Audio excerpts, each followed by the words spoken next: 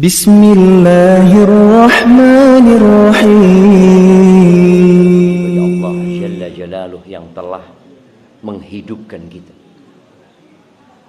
membangkitkan kita kembali setelah Dia mematikan kita. Hari ini kita akan bicara tentang kematian, yang pada hakikatnya kita itu dekat dengan kematian. Dan tiap hari merasakan ruh itu pergi, tapi tubuh kita masih hidup.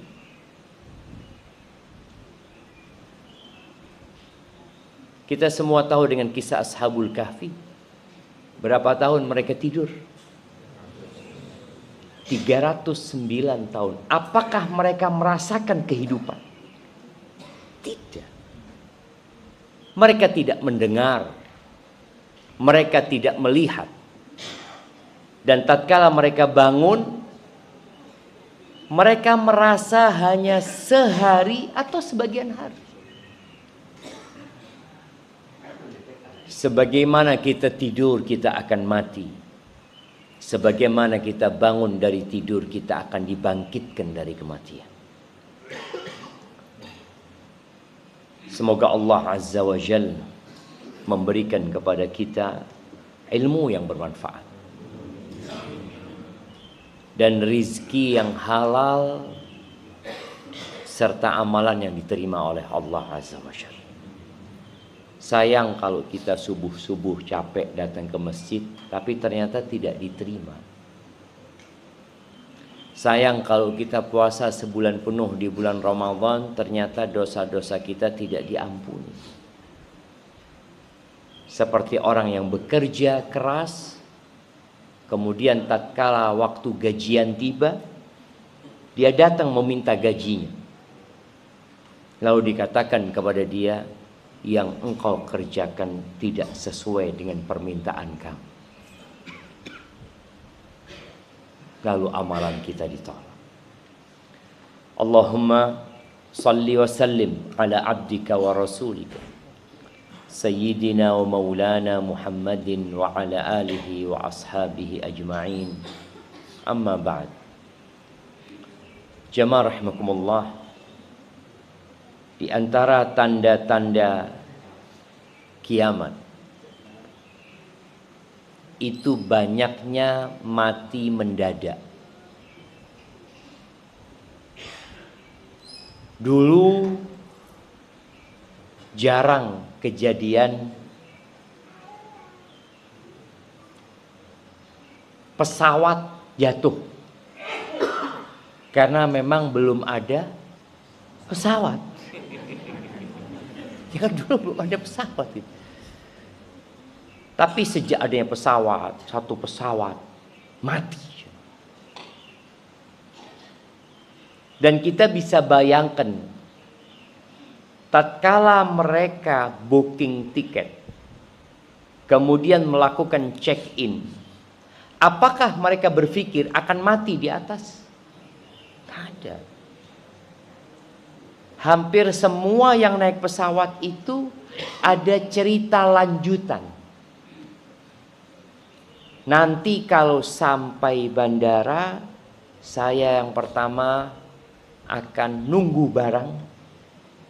Setelah barang keluar, saya akan pergi ke hotel ini. Nanti jam sekian akan ada acara. Itu kalau orang yang mungkin berangkat dalam rangka bekerja. Tapi ternyata semua rencana dia dan cerita yang hendak dia tulis dalam hidupnya putus. Banyaknya mati mendadak saat ini. Tabrakan motor. Hampir setiap mudik itu berapa yang mati? Insya Allah semuanya yang mudik itu rencananya balik lagi. Ternyata dia kembali kepada Allah Azza wa Jalla.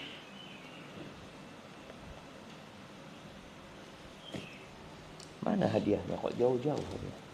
Ana mau kasih hadiah. Ini buat ibu-ibu, bapak-bapak.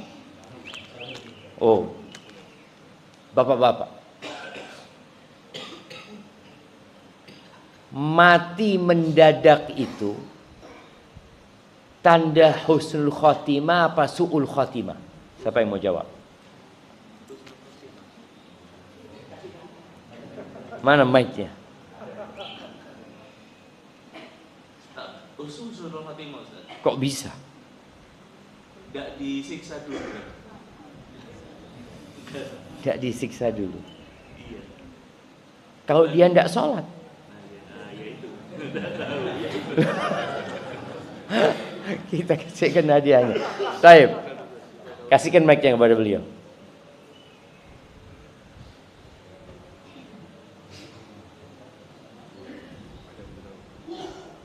Bukan Ustaz.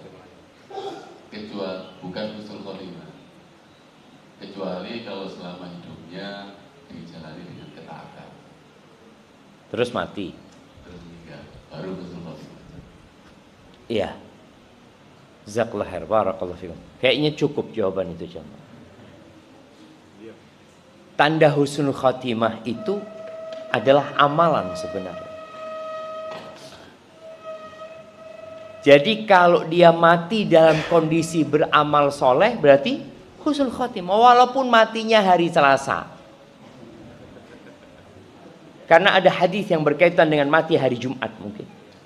Walaupun hadis itu diperselisihkan oleh para ulama keabsahannya. Nabi kita Muhammad alaihissalam tidak meninggal di hari Jumat. Belum meninggal di hari Senin alaihissalam. Jadi nggak semua yang mati hari Jumat husnul khotimah. Loh, iki mati habis pesta miras, Ustaz. Tapi malam Jumat, Ustaz. Insya Allah husnul khotimah. Ya enggak. Jadi tetap yang menjadi tolak ukur orang itu husnul khotimah amalannya. Nabi alaihi salatu wasallam mengatakan innamal a'malu bil khawatim. Amalan itu tergantung penutupnya. Kalau orang ini orang yang tidak benar, tapi subhanallah dia di akhir hayatnya bertobat, datang ke masjid ini kajian subuh, pulang tabrakan. Insyaallah husnul khotimah. Apa enggak? Karena sudah tobat. Sudah tobat dia.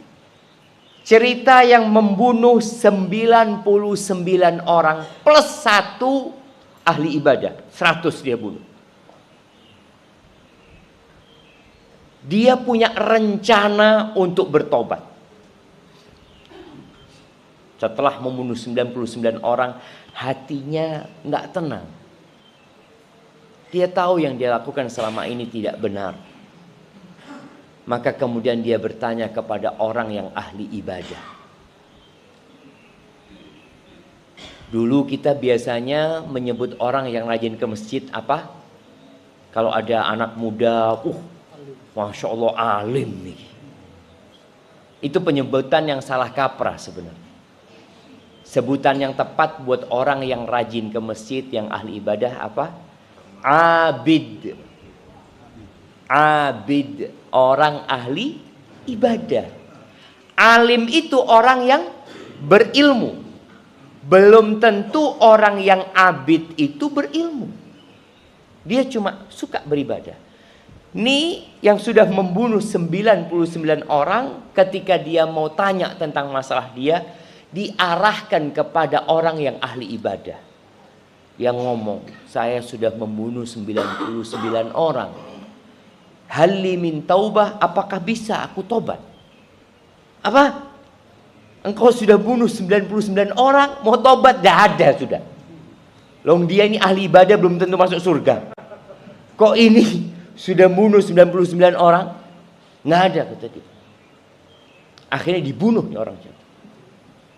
Kenapa? Karena dia menutup pintu kebaikan. Selesai. Kalau aku nggak ada cara untuk jadi orang baik, ya sudah aku jadi orang jahat terus. Dia membuat orang ini putus asa. Tapi ternyata hatinya masih belum pas. Apa? Nggak mungkin aku ini tobat. Lalu dia tanya sana, tanya sini. Fadulla ala alim. Kemudian dia diarahkan kepada orang yang berilmu.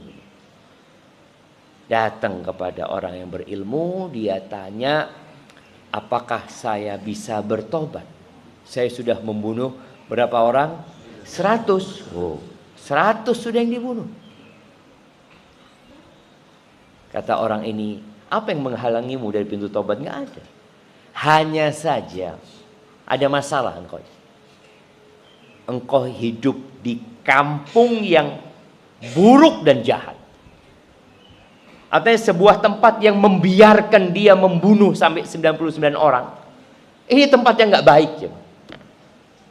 Maka engkau pindah dari kampung ke kampung fulan. Di situ banyak orang-orang soleh. Fa'budillaha ma'ahum. Engkau beribadah kepada Allah di tempat itu bersama mereka. Berangkat dia coba. Tengah jalan mati. Artinya dia belum pernah sholat, belum.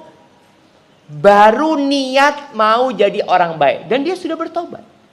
Buktinya dia meninggalkan kampungnya. Tapi ternyata dia mati di tengah jalan. Apakah itu tanda husnul khotimah? Malaikat pun berdebat.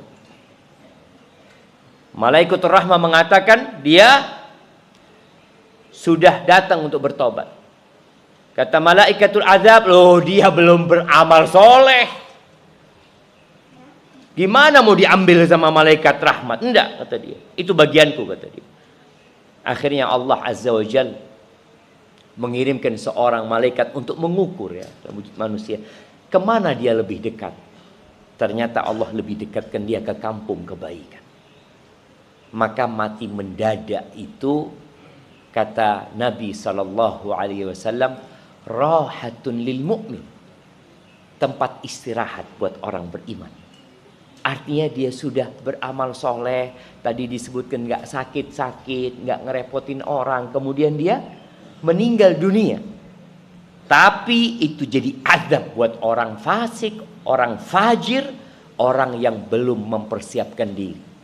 Kan kebanyakan anak-anak yang gak bener atau orang-orang yang belum soleh punya niat tobat gak dia? Punya. Insya Allah Zat, nanti kalau waktunya. Saya lihat ada fulan itu dulu preman Ustaz, ya Allah mati husnul khotimah Ustaz. Saya mau seperti fulan. Loh antum belum tentu mati husnul khotimah gitu loh. Kapan insya Allah umur 60 ya. Kan umurnya umatnya Nabi SAW itu antara 60 sampai 70 dan sedikit yang melewati itu. Maka jamaah rahimakumullah, kita perlu memikirkan yang namanya kematian. Karena itu sebuah keniscayaan. Resiko yang pasti dialami. Ketika orang bisnis, biasanya dia melakukan analisa resiko. Apa istilahnya orang-orang bisnis? Iya, analisa resiko. Analisis manajemen resiko. Mitigasi resiko. Iya, dia lihat apa kemungkinannya ini itu. Oh, kemungkinannya kalau piara, oh ini mau Idul Adha. Apa kira-kira bisnis yang sedang dipikirkan beberapa teman? Jualan kambing. Kita piara kambing dulu. Piara sapi kata dia. Apa resikonya? Mati. Dia selalu memikirkan resiko hewan ternaknya, nggak pernah memikirkan resikonya dia. Ya apa kalau nanti sebelum Idul Adha saya yang mati? Artinya dia nggak akan sempat potong korban. Dia tidak akan sempat menikmati hasil korban. Itu tidak pernah ada dalam mitigasi resiko. Memikirkan orang yang sedang berbisnis ini nggak ada. Yang dipikirkan ini kira-kira laku apa tidak laku. Kira-kira keuntungannya berapa persen. Kalau yang bertani resikonya ya mungkin tikus. Macam-macam. Tapi resiko kematian hampir tidak pernah ada. Oh sekarang mulai dipikirkan Ustaz. Di jalan-jalan kita melihat orang melakukan persiapan kematian. Apa? asuransi. Iya, mulai Ustaz sudah mikir. Harus asuransikan jiwamu. Lu terus mati ya apa? Apakah ada jaminan saya tidak disiksa di kuburan? Kalau saya ikut asuransi itu. Apakah ada jaminan nanti dia bantu kita jawab mungkar nakir? Antum kalau asuransi di sini, insya Allah kita cover. Pertanyaan mungkar nakir kita jawab. No. Resiko kematian yang dipikirkan itu untuk kehidupan di dunia. Jadi yang dipikirkan bagaimana kamu mati, anak-anakmu nanti masih tetap sekolah. Apalagi resiko asuransi kematian itu dapat apa jemaah? Dapat apa antum kalau mati? Siapa yang ikut asuransi di sini? Bismillah. Yang pernah lah anak-anak omol. Bismillah. Taib, anak kepingin tahu terus yang anak nggak tahu.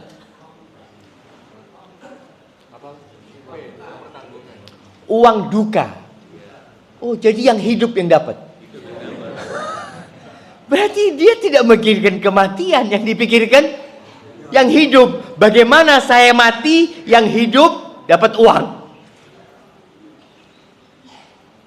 Kita kadang-kala lupa memikirkan diri kita. Pernah ada seorang yang dalam kondisi sakaratul maut. Biasanya keluarga datang, istri nangis ya. Anak-anak nangis karena masih kecil, orang tua nangis karena ini adalah yang berjuang menjadi tulang punggung keluarga.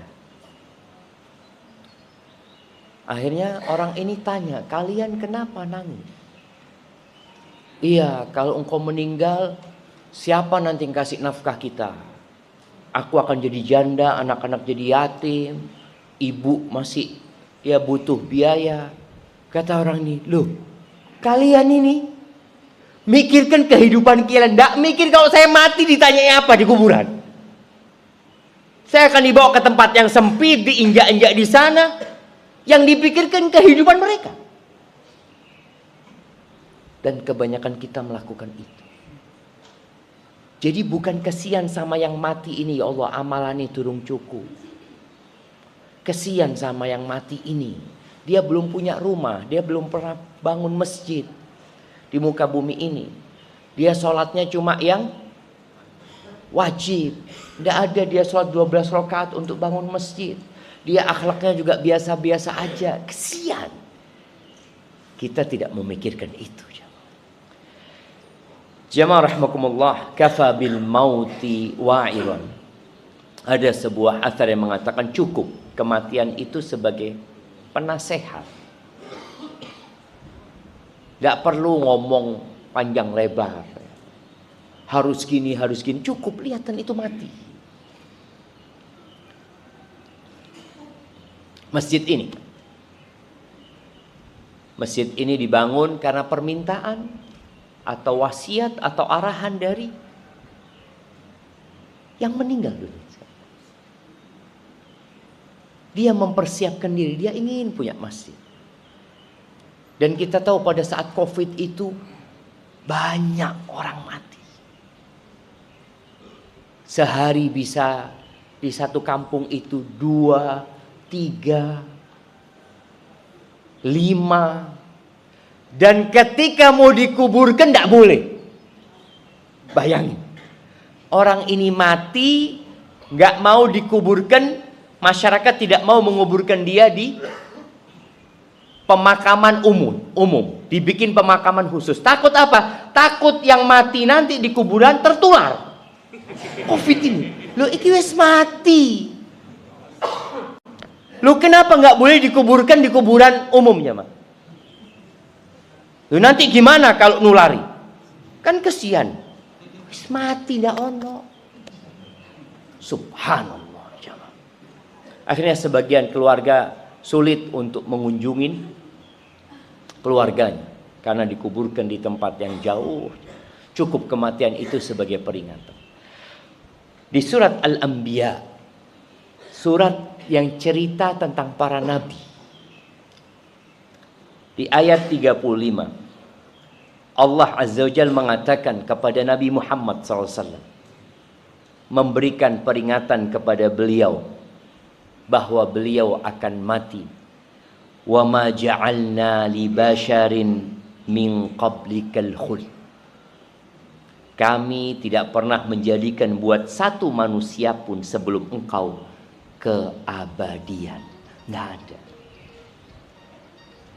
Makanya cerita ada orang yang, ya ini kalau cerita-cerita orang-orang terdahulu, ada yang minum dari air keabadian, kemudian tidak mati-mati. Nggak ada.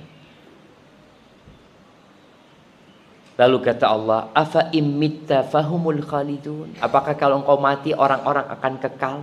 Nggak ada. Di ayat lain Allah mengatakan, innaka mayyit wa innahum mayyitun. Sesungguhnya engkau mayyit. Kita biasanya menyebut mayit itu kalau sudah mati. Orang hidup ini semua akan menuju ke situ. Mayyit. Wa innahum mayyitun. Dan semua mereka itu mayit. Dunia ini tidak punya masa depan. Ada seorang yang ahli ibadah, ketika dia akad dengan seseorang, jual beli sama seseorang, ditulis dari seorang mayit yang bertanda tangan di bawah ini, mayit fulan, sebagai pihak pertama. Kemudian pihak kedua, mayit fulan. Itu orang yang mau tanda tangan, loh saya kok mayit di sini? Loh bukan mayit sampai, loh masih hidup saya. Iya, tapi akan jadi mayit. Maka diingatkan kita dengan kematian supaya angan-angan kita tidak terlalu panjang. Sebagian sibuk bangun rumahnya dengan indah, masjid di kampungnya sempit dan jelek. Karpet di masjid kampungnya kasar, karpet di rumahnya halus, jemaah. Engkau nggak kepingin punya karpet yang indah? Ya kepingin, makanya anak taruh di rumah. Kalau taruh di rumah, engkau nggak akan menikmati. Tapi kalau engkau taruh di masjid kampung, belikan karpet yang enak, yang... Lalu Allah mengatakan di surat Al-Anbiya ayat 35, kullu nafsin dha'iqatul maut. Semua yang bernyawa akan merasakan kematian. Wa nabluukum bisyarri wal khairi fitnah. Bagaimana dengan kehidupan ini? Pembagian rizki dalam kehidupan ini bukan berdasarkan amalan. Sebagian kadangkala ketika dapat hadiah atau ketika makan bersama, dia dapat ikan yang besar umpamanya di depannya dia.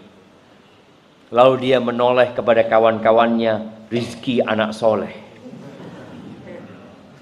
Soleh nih, ikannya paling besar. Bukan. Pembagian rizki dalam kehidupan ini bukan berdasarkan amalan. Buktinya Nabi Musa alaihissalam menjadi penggembala kambing selama 10 tahun, Fir'aun jadi penguasa. Kalau berdasarkan amalan seharusnya yang paling kaya siapa? Para nabi. Kenapa para nabi sulit hidupnya? Ini orang-orang zalim, orang-orang kafir hidup dalam kenikmatan. Bukan. Allah menjadikan pembagian rizki, peristiwa-peristiwa di dunia ini sebagai materi ujian.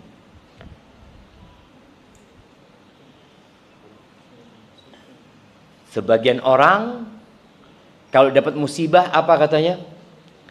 Ujian, Ustaz. Kalau dapat motor baru, alhamdulillah. Anak soleh. Itu ujian, sama. Dua-duanya ujian. Maka Allah katakan wa nabluukum bisyarri wal khair. Allah mulai dengan keburukan. Dan kami memberikan ujian kepada kalian yang materinya keburukan wal khairi dan kebaikan. Dua-duanya fitnah. Dua-duanya fitnah. Rasul sallallahu alaihi wasallam pernah selesai sholat subuh di Masjid Nabawi. Kemudian beliau hendak beranjak. Tahu-tahu banyak sahabat yang stor muka, yang menghalangi Nabi sallallahu alaihi wasallam. Lalu Nabi mengatakan kepada mereka, "Oh, kalian dengar sesuatu ya?" "Iya ya Rasulullah." Mereka dengar apa? Bahwa ada harta yang baru datang dari Bahrain ke kota Madinah, yang biasanya Nabi alaihi salatu wasallam akan membagikan.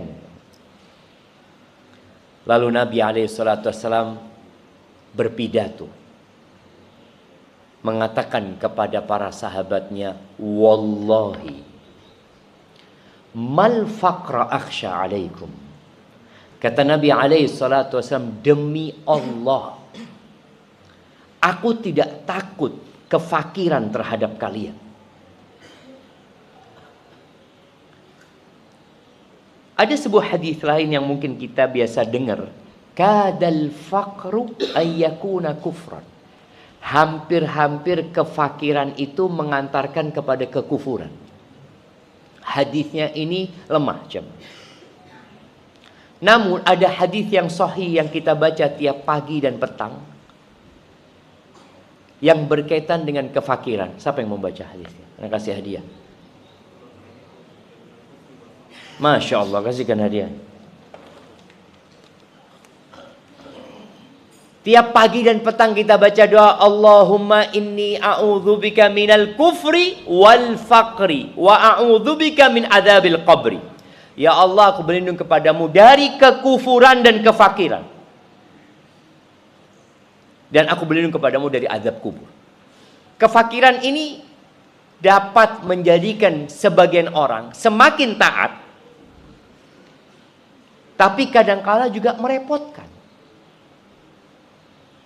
Berapa banyak orang yang gara-gara fakir sulit datang kajian karena dia harus bekerja terus, dia harus lembur, dia harus ini, itu. Tapi ada orang yang fakir tetap dikasih nikmat sama Allah. Nikmatnya apa? Fakir dan pengangguran. Pengangguran itu nikmat apa enggak, jemaah? Lawangnya nikmat, rezekinya nikmat. Oh, di antara dua nikmat yang banyak kita lupa, kata Nabi SAW, sehat dan waktu luang. Waktu luang. Antum tidak punya pekerjaan, nganggur, ya Allah, alhamdulillah, alhamdulillah, ya Allah. Oh alhamdulillah, iya. Alhamdulillah, sejak anak di PHK, sehari 10 juz baca Quran. Coba tidak di PHK, yo kerja terus. Kadang-kala kita kalau melihat sesuatu, itu ujian buat dia. Engkau sekarang dikasih pengangguran, dipakai buat apa waktumu? Mancing. Maka ingat, berkaitan dengan kekufuran itu tergantung bagaimana manusianya.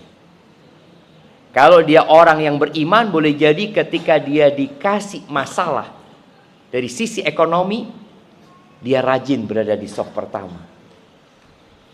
Bahkan dia nggak pulang dari masjid. Maghrib Isya di masjid. Masjid Mundami sini sudah tadi. Kenapa? Mau ngapain di rumah, Ustaz? Ahsan di sini iktikaf cari pahala sudah. Ana mungkin nggak bisa punya kebun sawit di sini, tapi ana bisa punya kebun kurma di surga Allah Subhanahu wa taala. Dia sudah berpikirnya, sudah. Ini ujian gitu. Ini benar-benar Allah berikan ujian. Yang dikasih sehat ujian. Berapa banyak orang gagal dikasih ujian sehat? Kasih ujian sehat pagi Ahad sepedaan. Keliling nanti pulang jam 9, insyaallah. Sakit, kasih ujian sakit, ya Allah, kepingin melok kajian di Mundamian. Loh, dia baru sadar dengan nikmat itu ketika sakit.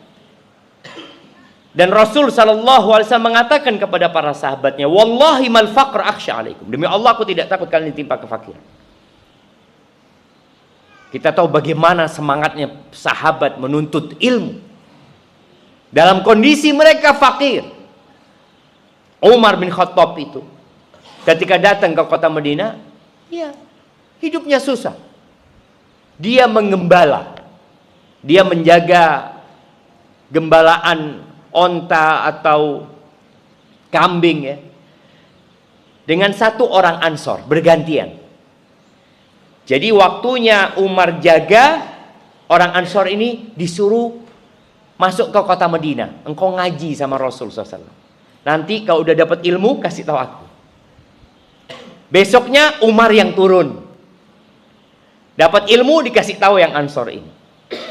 Artinya tidak membuat semangat mereka menuntut ilmu jadi redup. Tapi kadangkala orang kalau dikasih harta malah tidak ngaji. Dahulu ana berpikir dan kayaknya salah ya. Enak jadi orang kaya itu. Kenapa? Kita bisa terus ikut kajian ba'dal maghrib ya. Ba'da subuh ngaji. Kenapa? Selesai. Buka keran di rumah yang keluar fulus. Khalas. Tapi ternyata fitnah harta itu berat.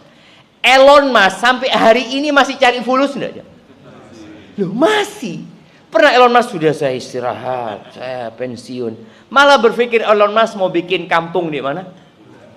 Di Mars. Bukan ngaji dia, enggak, Anda mau ngaji sudah fokus. Mudah-mudahan Elon Musk dikasih hidayah. Antum pernah doakan Elon Musk enggak?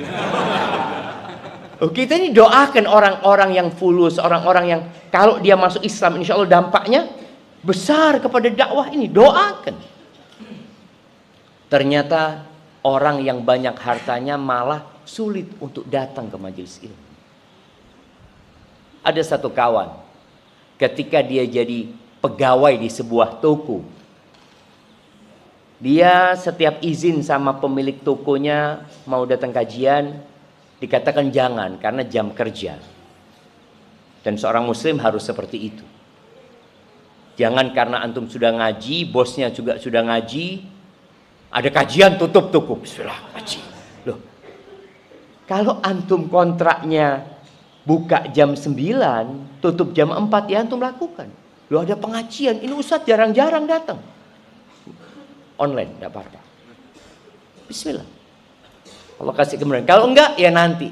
Setelah selesai kerja, antum bisa sekarang nonton rekamannya. Ini pegawai Masya Allah, dia berdoa minta sama Allah, ya Allah, aku kepingin jadi pengusaha ya Allah. Supaya lebih bebas. Orang kalau pengusaha itu kan, ya dia kapan mau buka toko, kapan dia mau tutup, terserah dia, milik dia. Dia cerita, setelah ana jadi pengusaha, punya toko, usaha ini Ustaz, malah ana nggak melok kajian Ustaz, online Ustaz. Kenapa? Karena dia berpikir kalau tutup, rizkinya kurang Ustaz.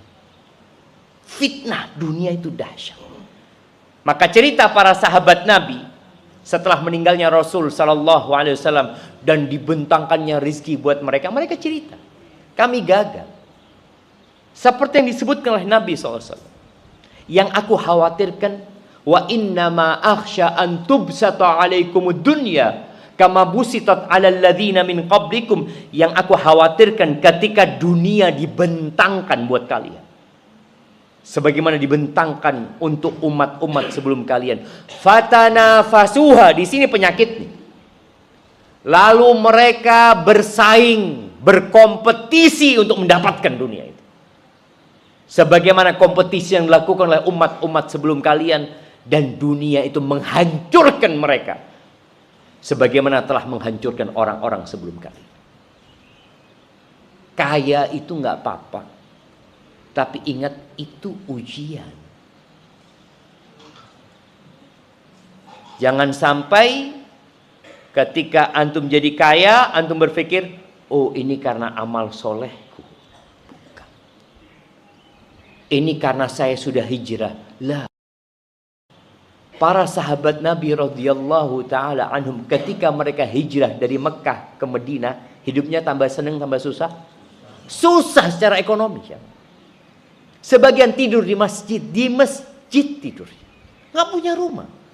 Nggak punya kerabat di tempat itu. Hampir 80 lebih yang tidur di masjid. Sekarang masjid tulisannya dilarang tidur.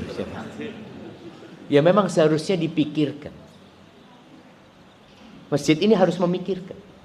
Ketika bangun masjid, ada tempat buat tidur. Buat orang-orang supaya dia dapat tempat istirahat, di mana di situ ada ilmu yang disampaikan. Di mana di situ ada ibadah yang ditegakkan. Ini orang mungkin nggak sholat, numpang tidur di masjid. Tapi ketika dia tidur di masjid, waktunya sholat, dia nggak enak tidur. Akhirnya dia sholat. Mudah-mudahan masjid kembali melaksanakan tugasnya untuk menjadi Islamic Center. Ya, masjid itu dulu Islamic Center, tempat semua kegiatan di masjid. Jadi kembali kepada kematian, bahwasanya pembagian rizki di dunia. Kalau antum lihat ada fulan, masya Allah Ustaz, fulan ini Ustaz kaya raya Ustaz, padahal tidak pernah sembahyang Ustaz. Ana soh pertama Ustaz, baru di PHK Ustaz. Ya. Wa ilaina turja'un, dan kita akan kembali kepada Allah Subhanahu wa taala. Makanya orang kalau kena musibah, yang dia harus ingat adalah Allah, bukan dunia ini. Dia katakan inna lillah wa inna ilaihi raji'un. Kita semua akan mudik kembali kepada Allah Subhanahu wa taala. Kira-kira berapa tahun lagi antum akan hidup? Nah, kita tanya. Antum kira-kira. Kalau keinginan,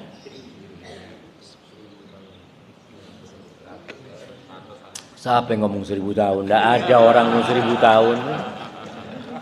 Wes, 80 wis tuwek 90. Kira-kira berapa tahun? Kalau antum dikasih kesempatan milih ya, fadhol.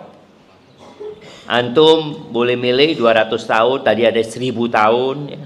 150 tahun atau berapa? Bukan tidak tahu. Milih, orang suruh milih. Kalau kapan antum mati tidak ada yang tahu kita jemaah. Kalau suruh milih, kira-kira milih antum mau meninggal umur berapa? Berapa? 160? Di atas 60. Di atas 60. Oh, bisa 160. Kasih gelasnya buat beliau. Ahibati fillah, kalau kita lihat orang sekarang disuruh milih, memang ada orang-orang yang ingin hidup 1000 tahun umpamanya jemaah dalam kehidupan ini. Tapi dia tahu, melihat orang kalau sudah 90 tahun ya, hidupnya penuh dengan penderitaan. Ditinggal mati istrinya, ditinggal mati anaknya, ditinggal mati cucunya, ditinggal mati sohib-sohibnya. Dia cuma sendirian sak kampung itu, yang paling tua. Loh, wis mati kabeh.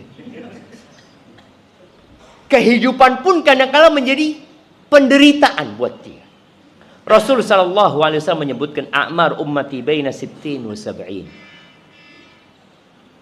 Umur umatku itu antara 60 sampai 70. Nah, kita akan kasih hadiah yang lewat 70. Lewat 70. Berapa Bapak? Oh, pas 70. Lebih sehari. 1. Ada lagi? Berapa? Oh, 71. Kasih hadiahnya. Berapa? Oh, 72. Oh, no, ternyata jemaah. Kasih lagi yang 72. Masya Allah. Yang di atas ada 80. 80, 40 tambah 40. Ya, kalau ada ibu-ibu nanti dikasih hadiah. Tapi kita lihat jumlah yang lebih dari 70 sedikit. Kita akan tanya sama yang 72. Yang seumuran sama bapak, teman-teman, ada berapa? Bapak? Habis. Tinggal 15. Dari berapa? Dari 40. Oh, tinggal 15. Lumayan banyak juga, Bapak. Subhanallah.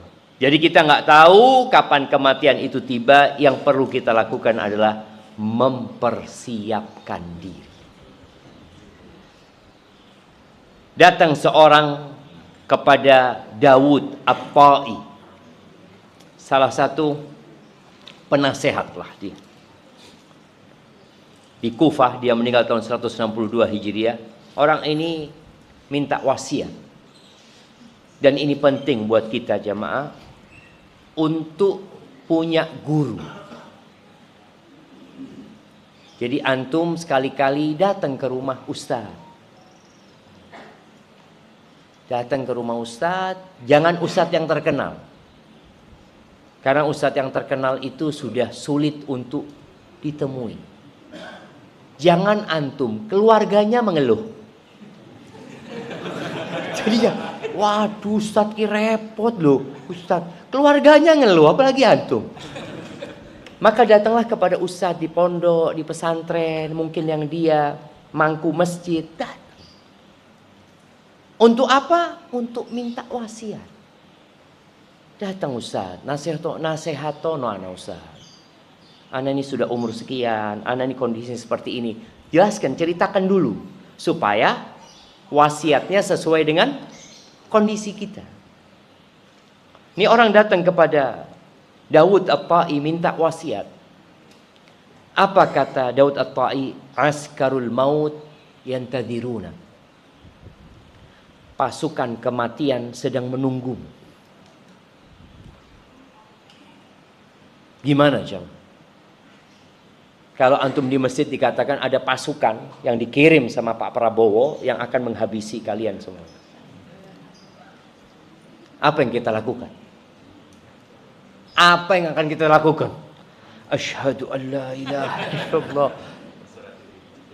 Berserah diri. Ana bertemu dengan beberapa dokter anestesi. Dia cerita. Kita Ustaz, kalau pasien ini mau dibius Ustaz, kita akan bimbing dia. Ayo, baca Al-Fatihah. Kemudian disuruh baca asyhadu an la ilaha illallah, asyhadu anna Muhammad Rasulullah. Kemudian sambil dibius suruh baca bismillah. Jadi memang diantarkan karena tahu berapa banyak pasien yang dibius tidak pernah bangun. Tidak bangun lagi. Dan sejatinya itu akan terjadi sama kita semua. Maka wasiat yang mengatakan pasukan kematian itu menunggumu, memang nunggu kita jemaah. Berapa banyak sahib kita yang ngopi sama kita di pagi hari dan tahu-tahu ada WA yang mengatakan fulan meninggal dunia. Syawal, ana mau tanya, ada nggak yang mati tanggal 1 Syawal?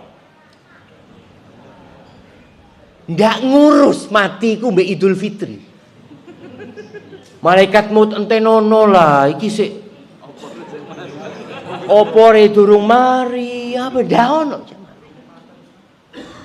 Dan ada yang disolatkan dengan solat Id.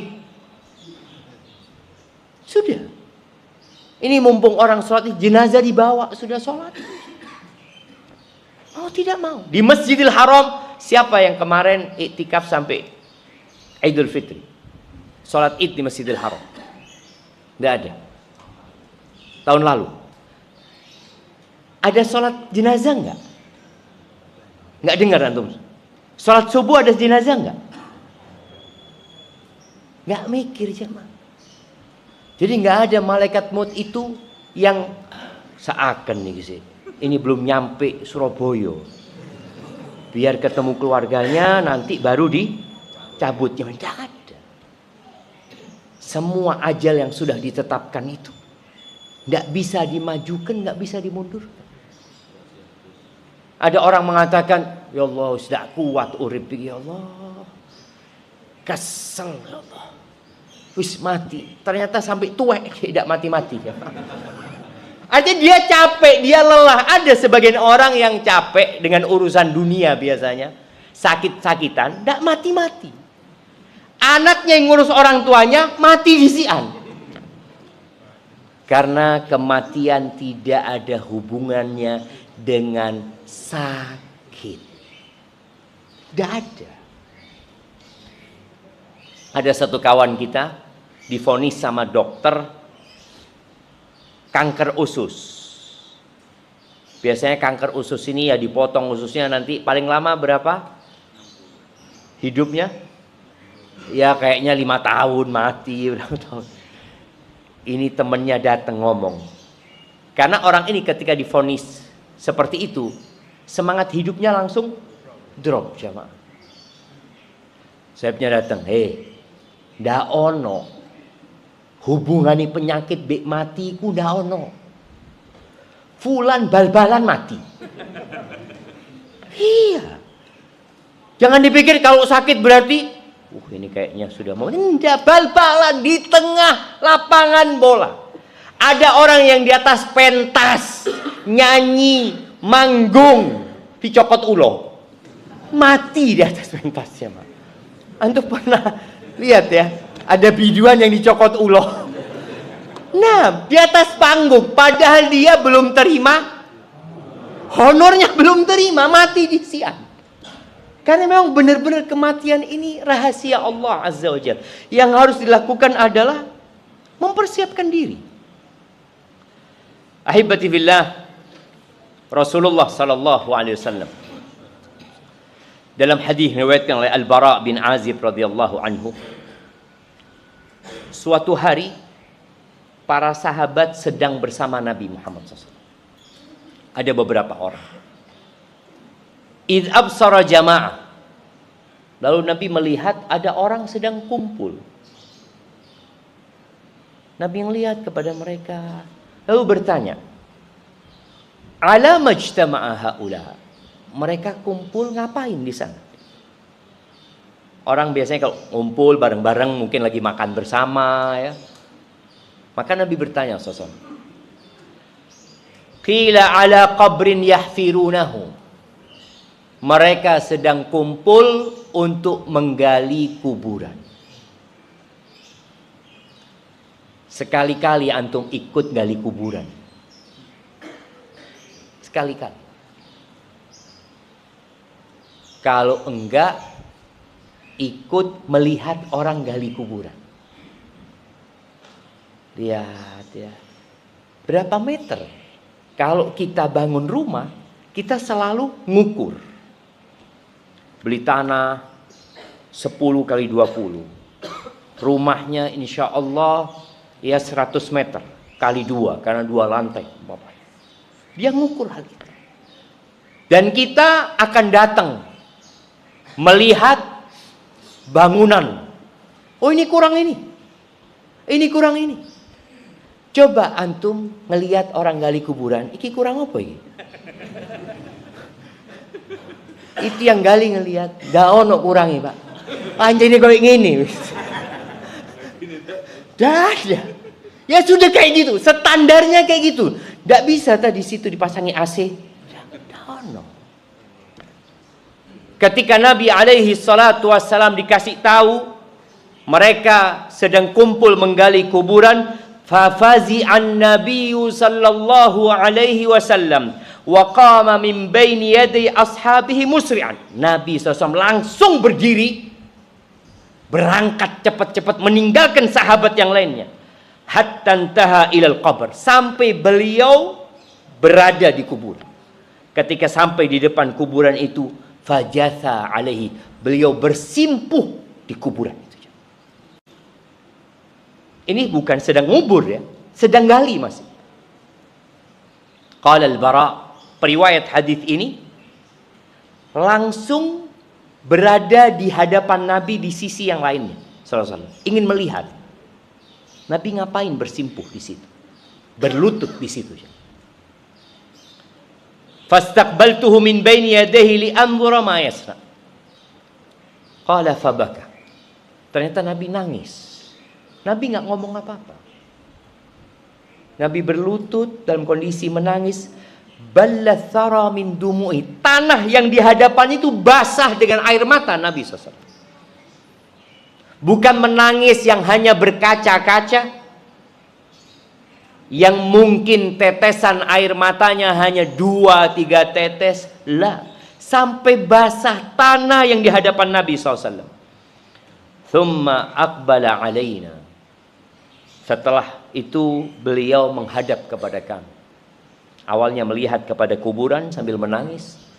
Setelah itu beliau menghadap kepada kami mengatakan, ai ikhwani, limithli hadzal yaum fa'aitu.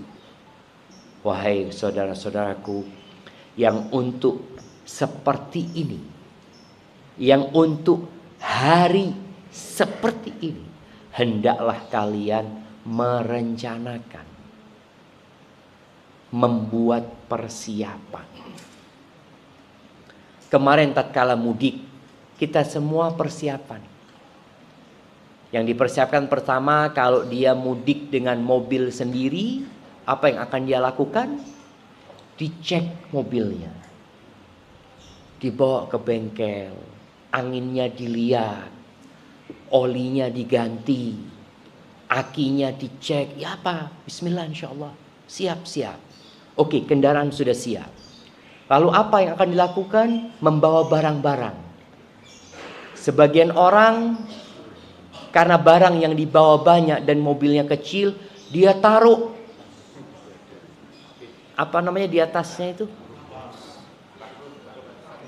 Apa? Roofbox. Dia pasang roofbox. Dia atur barang-barang tersebut. Bagaimana barang-barang ini tidak ada yang jatuh. Kemudian ketika ada yang gerak, dia ikat. Lalu tatkala ada tempat yang kosong, mana-mana ada barang lain yang bisa dimasukkan, dimasukkan semua. Ini sebagai kotak yang dia akan bawa ke kampungnya. Oh, mau bawa oleh-oleh, bawa ini, dipersiapkan semua. Padahal dia akan mudik hanya 10 hari.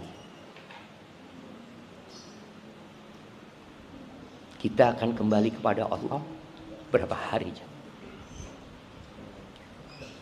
Selamanya. Dan tidak ada kesempatan untuk balik. Kalau ada yang lupa kita mudik, kita bisa telepon orang di tempat kita. Pembantu apa? Tolong itu dikirimkan. Pakai kargo atau apa. Tapi kalau kita sudah kembali kepada Allah, selesai. Allah Azza wa Jalla mengatakan, ya ayyuhalladzina amanu, di akhir surat Al-Munafiqun. Ya ayyuhalladzina amanu, la tulhikum amwalukum wala auladukum an dzikrillah. Wa may yaf'al dzalika fa ulaika humul khasirun. Wahai orang-orang beriman, jangan sampai harta-harta kalian dan anak-anak kalian membuat kalian lalai dari mengingat Allah Subhanahu wa taala. Tempat kita kembali membuat kita lalai dari melaksanakan sholat. Tempat kita bermunajat kepada Allah Subhanahu wa taala. Wa may yaf'al dzalika, barang siapa yang melakukan itu, ada dia lalai. Dia sibuk dengan dunia dan anak-anaknya, dengan pekerjaannya, maka dia termasuk orang-orang yang merugi. Rugi di dunia, rugi di akhirat.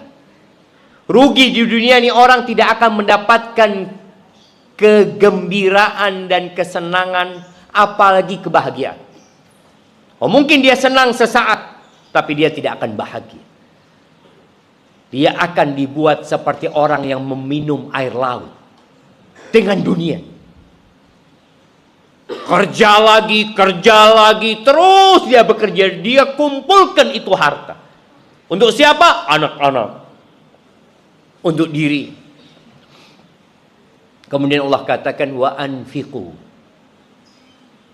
Kalian ingat sama Allah ketika mengumpulkan harta, jangan sampai dengan cara yang haram. Jangan sampai membuat lupa dari sholat dan ibadah yang lainnya. Lalu Allah berpesan, wa anfiqu mimma razaqnakum. dan infakkan. Ini bicara persiapan untuk kematian. Infakkan dari apa yang kami rizkikan. Jadi kalau kita membaca Al-Quran, kita akan sering mendapatkan perintah untuk berinfak dari harta.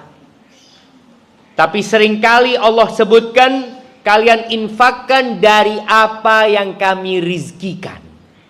Artinya kalau kalian dapat rizki bukan dari kami, nggak usah diinfakkan. Kita itu kadang-kala bakhil.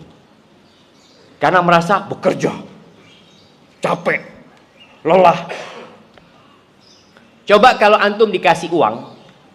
Anak kemarin Ramadan dapat uang banyak. Alhamdulillah. Tahu-tahu di rekening 200 juta. Tapi ada pesannya, Ustaz, zakat tolong dibagikan.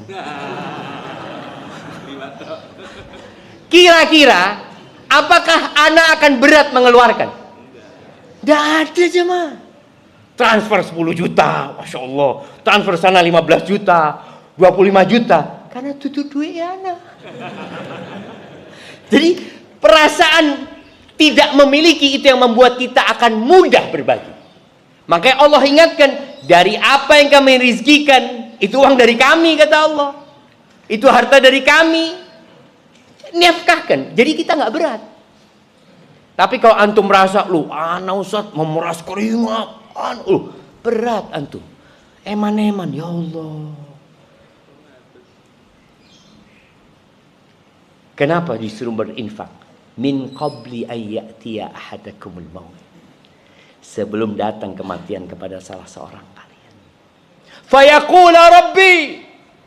Lalu ketika dia sakaratul maut, datang kematian, dia mengatakan, laula akhartani ila ajalin qarib fa as-saddaqa wa akum minas salihin. Ya Allah, kalau engkau tunda umurku ya Allah, sedikit saja, aku ingin sedekah.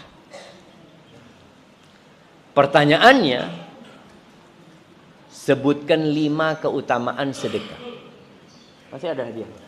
Nah, kenapa nih orang kalau mau mati yang diinginkan sedekah? Kok nggak ingin, ya Allah tunda dikit ya Allah, anak mau haji. Tidak ada. Saya mau kurban. Atau saya ingin sholat malam. Saya ingin sowan ke orang tua. Nggak ada. Yang diinginkan apa? Sedekah. Wa akun minas solihin, dan aku ingin menjadi orang-orang soleh dengan melakukan sedekah itu. Siapa yang mau nyebut? Nah, fadhal.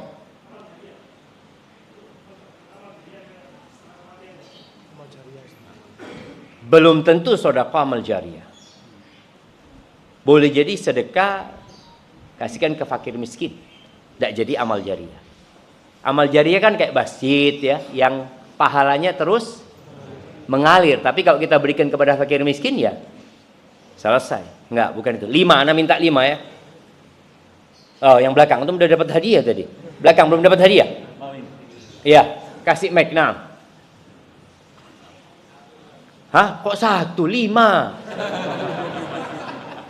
Itu 5 saudara. Yang mana yang mau 5? 5. Oke, antum cuma 1, ini yang 5. Loh, kok pegang HP tapi 5 ini? Dia takut Anda.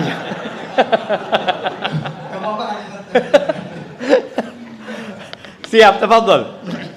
Pertama, untuk diri sendiri, hati menjadi tenang dengan sedekah itu. Kemudian bisa tolak bala. Tolak bala. Ya. Kemudian rezeki terus mengalir karena sedekah. Rezeki terus mengalir. Ya. Terus 3, 4. Secara spiritual akan mengalir terus juga pahala. Kalau sedekah jariyah. Tapi yang kelima. Yang kelima, membantu orang yang membutuhkan. Itu kan. Ini semua mati. Ini sudah mau mati. Nggak mikir rezekinya lancar, nggak mikir terus tadi mau tenang, yang penting mau kasih hadiahnya, nggak apa-apa coba. Menularkan kebaikan, menularkan kebaikan. Menularkan kebaikan. Ya, cukup sudah jemaah. Atau antum punya yang spesial berkaitan dengan kenapa dia memilih mati? Antum belum jawab. Oh ya, dia sudah pegang mic, biarkan. Jangan ditiup itu. Dapat memadamkan dapat memadamkan murka Allah Azza wa Jalla. Hadiahnya 100.000 antum sedekahkan nanti ya. Baik jamaah. Ya, yang disebutkan tadi benar semuanya insyaallah, bahwa sedekah memiliki banyak fadilah. Tapi yang perlu diingat, sedekah ini amalan yang tidak memerlukan waktu panjang. Dia hanya butuh berbicara. Dia ngomong, "Nak, itu sawah wakaf buat masjid Undami." Selesai. Tapi kalau sholat harus wudhu. Apa mending dia sakit-sakitan wis. Berat lagi. Kalau haji dia butuh waktu panjang. Tapi kalau sedekah tinggal ngomong. Itu wakaf buat ini ya. Itu buat ini. Atau kalau sekarang Masya Allah. Mana HP Bapak? Ya. Transfer 1M. Saldo tidak cukup kata dia. Yang penting niat. Nah, berarti sedekah tadi fadilahnya banyak sekali dan dia tidak merugi. Kenapa? Karena dia yang mengumpulkan harta itu. Dia yang capek, dia yang bekerja, kemudian jatuh warisan. Dia bakal ditanya pada hari kiamat 2 hal tentang urusan harta. Dari mana dan kemana? Anaknya cuma ditanya, ya sama nanti akan ditanya dari mana kemana. Tapi ketika anak ini dapat uang warisan 10 miliar, ditanya dapat dari mana 10 miliar? Warisan. Bapaknya dapat dari mana 10 miliar? Waduh, ini dapat dari sini, dari sini. Yang itu kayaknya tidak benar dapatnya. Maka orang ini ingin supaya hasil kerja dia nikmati di kuburan. Maka karena kita belum mati, usahakan antum pulang dari masjid ini ada yang antum sedekahkan. Dan yang paling baik berbagi itu dengan siapa? Dengan orang tua kita. Antum bisa beli makanan online buat orang tua, kirimkan ya. Atau antum tulis wasiat. Kalau antum nggak mau dibagi hartanya sekarang karena masih terlalu cinta sama harta, antum bisa wasiat. Tulis wasiat bahwasanya 1/3 hartaku kalau aku mati wakaf buat masjid, wakaf buat ini.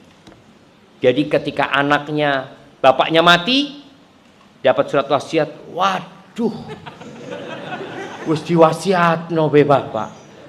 Nggak apa-apa. Dan taruh wasiat itu mungkin sekarang bisa di notaris ya, atau di mana, jadi ada wasiat. Bikin wasiat karena kita semua bakal mati. Itu sebuah kepastian. Kalau hartanya banyak. Kalau hartanya sedikit tidak usah wasiat. Biarkan ahli warisnya menikmatin. Karena memang itu menjadi kewajiban orang tua ya, untuk memperhatikan anak-anak dan keluarganya. Ahibati fillah, itu yang dapat ana sampaikan. Kurang lebihnya mohon maaf. Yang benar dari Allah Azza wa Jal, yang salah dari diri ana pribadi. Allah dan Rasul yang terbebaskan dari kesalahan itu. Subhanakallahumma bihamdika asyhadu an la